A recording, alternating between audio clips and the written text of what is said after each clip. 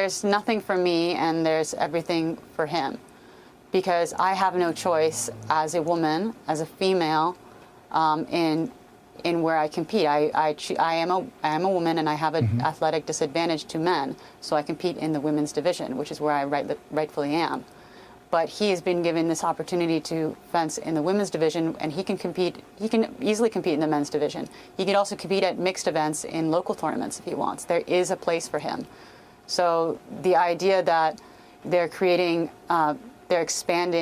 the women's is just essentially making it an open tournament that can include men, and it ends up hurting me and other girls. Well, ladies and gentlemen, welcome back to the channel. It is your host JD. I hope you're all doing well and you've all had a great week so far. In this episode, we have to talk about a huge update surrounding the whole situation that just took place in women's fencing recently. As you all just saw on the intro, Stephanie Turner, a female fencer, took a knee and refused to compete against Redmond Sullivan, a male fencer competing in the women's category. How stunning, brave, progressive, but as a result, she was disqualified, and this caused a lot of controversy online. It went viral absolutely everywhere, and now we have some pretty good news for truth, reality, common sense, and I'm going to get straight into this one. But before I do, ladies and gentlemen, as always, if you could, make sure to leave a like rating, as it really helps out the video. If you're new, hit that subscribe button, turn on bell notifications so you never miss a video, and let's get into it. So as you can all see with the headline on your screen, shocking update after brave female fencer took a knee and refused to fight transgender rival. The transgender fencer who her rival refused to compete against last month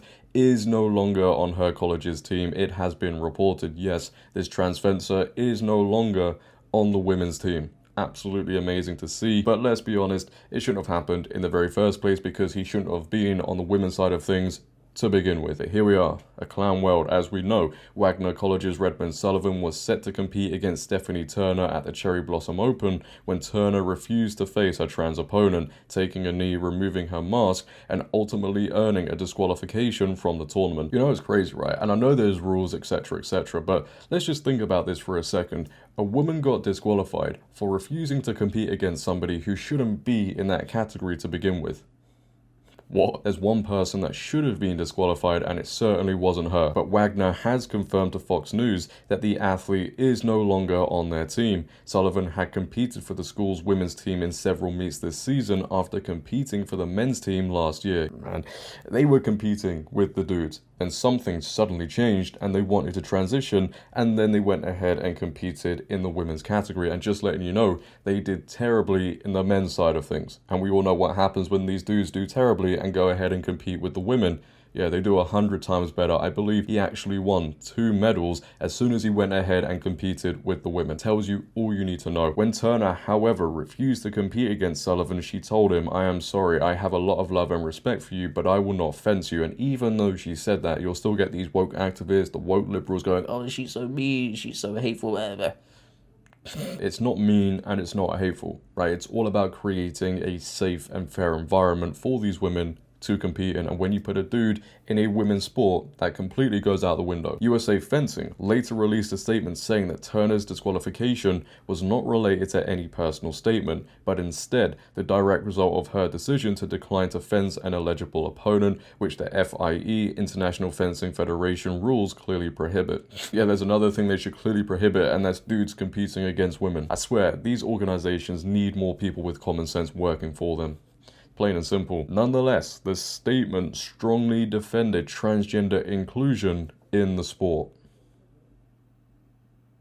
USA Fencing enacted our current transgender and non-binary athlete policy in 2023. The policy was designed to expand access to the sport of fencing and create inclusive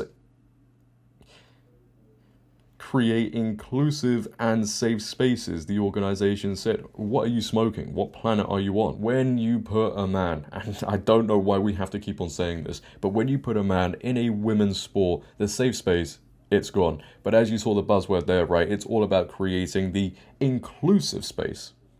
Inclusion is the biggest part of you-know-what we've ever seen. The policy is based on the principle that everyone should have the ability to participate in sports, and was based upon the research available of the day. We understand that the conversation on equity and inclusion pertaining to transgender participation in sport is evolving.